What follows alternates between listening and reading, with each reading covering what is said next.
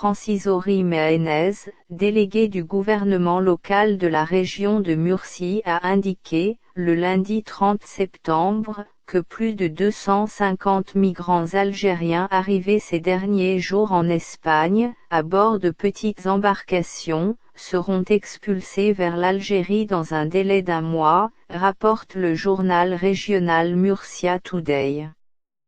Le responsable espagnol a indiqué que les autorités de son pays ont mis en alerte leurs gardes-côtes quant à une arrivée massive de migrants algériens, ces dernières semaines.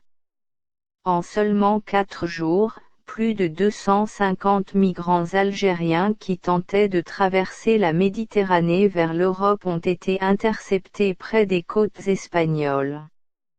Les migrants illégaux ont été placés dans des centres de rétention en Murcie, ville du sud de l'Espagne. Le délégué gouvernemental Francisco Jiménez a annoncé lundi leur expulsion prochaine vers l'Algérie dans un délai d'1 mois. Une étude espagnole réalisée récemment sur les « nouvelles dynamiques migratoires » explique que depuis 2011, la route de la Méditerranée à partir des côtes algériennes s'est progressivement imposée comme une alternative pour les candidats à la migration irrégulière, suscitant beaucoup d'attention de la part du gouvernement espagnol et ses partenaires européens. Toutefois, le document souligne que, entre 2017 et 2018, l'Espagne, avec 45% de toutes les arrivées en 2018, est devenue la première destination en termes d'arrivées irrégulières devant l'Italie. Des migrants algériens abandonnés à leur sort par des passeurs.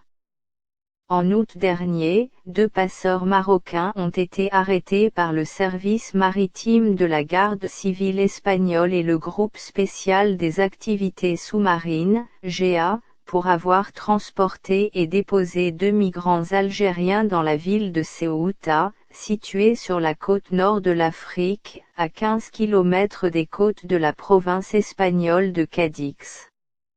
En effet, ces passeurs marocains ont transporté 2 Algériens, depuis le Maroc à bord de jet-ski, avant de les abandonner à leur sort sur la plage de Potabilizadora.